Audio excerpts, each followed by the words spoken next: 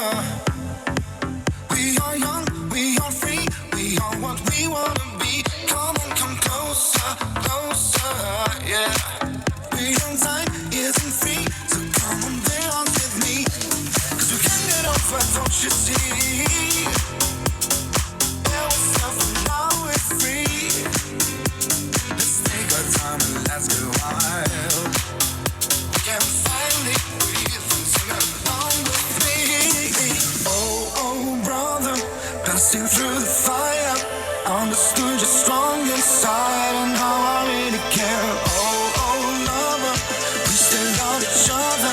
Come on, let's leave the stage behind and let's try again.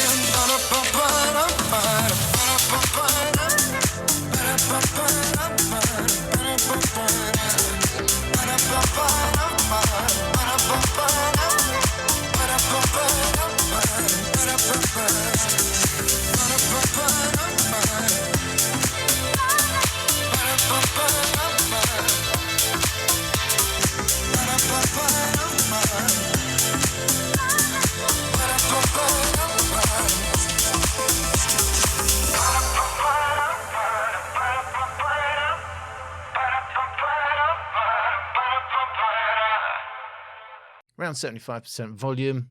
That green line, it doesn't look good. 100 Hz below, say goodbye to any bass. Again, the white line, the JBL Charge 5 owning deep bass. The Flip 6 has a nice strong mid bass. It's paying for it in terms of some recessed upper bass. Overall, they are all bright speakers. They all have this high-end push, but you can't have a high-end push if you're not giving deep bass, and that's why for me, Sound Joy is not a great listen now, especially at these volumes. None of these speakers are completely accurate. They all are on the bright side. But there's only one speaker here that can provide a decent listen in terms of bass weight, in my opinion, and that is the JBL Charge 5. Just about going head-to-head with the Flip 6, but now the Flip 6 has significantly more mid-bass, the more satisfying part. This has more upper bass, and that's not particularly satisfying to me. Some people love upper bass, and it's happy days for you. That's why they call it the Sound Joy, because you're an upper bass fan. But it's a bit puny. It doesn't sound great to me, even though that's the best mode. You'll notice it actually plays quite loud. 75% is around 80% on the Charge 5, and indeed you'd have to go to 85% for the same loudness on the Flip 6. So it's the same old story. The best speaker here is, of course, the most expensive. Here, currently about £129 UK, $179, compared to, well, about the same in the UK, £129, but $130 you can get it cheaper. When I checked Amazon, about 89 quid. I can't see it on Amazon.com, but about 90 quid. So, look, it's the cheapest speaker. If it's all about budget, you've got £93, not a penny more. There's only one speaker you can buy. But otherwise, you've got options, haven't you? You can go to £129 or even $180, which seems a bit pricey. But hey-ho, you could probably get it on a deal, I'm sure. You don't have to buy on Amazon. I just use it for a price check. What do we want to know? What do we want to know? Maximum volume. How loud do they go? Well, I'm going to have to switch from Devialet mode, which doesn't go much louder at all. I should have recapped. Again, you probably may not be watching any other videos. What is Devialet mode? Glad you asked me that. Devialet mode, because it says co-engineered by Devialet, and using their EQ, their tuning. What is it? Devialet SAM technology, where they measure all the characteristics of the drivers that they are using, the transducers that they're using. They know exactly what the limits of the excursion is. They know where it distorts. They know how to keep the 2 drivers or 3 drivers, multi-drivers. Obviously, they use this on all sorts of speakers in perfect phase, perfect timing. It extends the back. Look, that's the headlines. Basically, they measure the speaker, and then they use their technology within the speaker can monitor input signal, output signal, make sure there's no phase distortion, keeps it all in timing. And the idea is it extends the bass. That makes the upper bass bits more accurate, better timing, and better imaging all round in the speaker. Basically, it's a form of EQ, but it's a high-end EQ because it can do different things at all volumes. It's not just a straight-off equalizer. But it doesn't seem to work on this particular speaker. And the problem is, of course, it doesn't let the drivers go past their natural limits. And that's why you get the 75% volume, it's playing quite loud, it ain't going any louder. And that is why the whole point of what I just said, I've got to switch to a hi-fi mode where they allow it to distort a bit more to get maximum volume. So maximum volume test, by the way, EQ, I've done all these relate to previous videos. You should have watched all my other videos, and you should have been watching for years. Unfortunately, YouTube algorithm, it's not my greatest fan, and not that many people watch. But however, +1 in the bass, +1 in the bass. Because if you do anything else, you're going to lose elsewhere. So all you can have extra bass, about 70% and below, but then you're still going to hit the limit. So the limit you would have hit about 80% on the JBL speakers, now you hit it earlier, and then you don't want to lose elsewhere, so just stick to +1. It's complicated. Watch my earlier videos. Maximum volume test. Oh, what you know about constantly grinding on with the team? What you know about losing your sleep just for a dream? What you know about making some waves up in the scene? Cause I'm the one that's doing it, well y'all just make it seem. Y'all make it seem like this should not be seen, like this ain't really proper. But I'm rising all above and I'm flying like I'm a chopper. Cause I'ma get it poppin', yes I gotta get it rockin'. Well the people always tell me that I've been really nothing, but I proved them wrong, yeah. It's I been me, and I been strong, yeah. And you will see that, oh I've been on, yeah. A mission I've been really rising up to the top, hey, to the top in this lane, yeah, I make it work. Cause I just know my effort, I know my worth. And I just know I'm next, yeah, I know that I deserve everything I'm getting. So I will make it work, I will make it worth it, I will get it. And I ain't gonna go panic, cause I am not like your breast, but I'm not so dramatic. And y'all just don't get it, man, that's what it is. Cause I'm really up on this, bigger waves up in this bitch.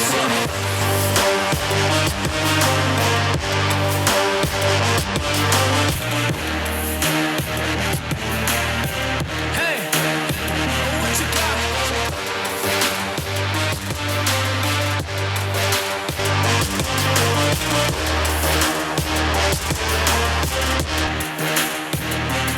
Oh, what you know about constantly grinding on with the team? What you know about losing your sleep just for a dream? What you know about making some waves up in the scene? Cause I'm the one that's doing it, well y'all just make it seem, yeah. Maximum volume, the Sound Joy goes loudest in hi-fi EQ mode, and it's not far behind the JBL Charge 5 in terms of overall loudest. Perhaps its finest moment, it's actually got more mid-bass than the Flip 6. Absolutely dominates the Flip 6 in terms of the upper bass, but the Charge 5 is strongest everywhere now. Upper bass, mid-bass, deep bass.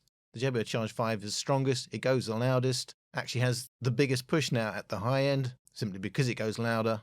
It's the best listen here. The Flip 6, given its size, is doing pretty well in holding some of that mid-bass. And the overall balance of the Sound Joy for me just doesn't work, just too thin without that bass. And especially as it still maintains its high-end push. So, maximum volume in this particular comparison is where the Huawei Sound Joy comes into its own, has its finest moment. What do you mean, our finest moment? Well, it's now got more bass than the little tiny JBL Flip 6. Is that a massive achievement? No. Half a decibel up. And of course, is that in deep bass out? No. Of course, you knew it. It's all upper bass.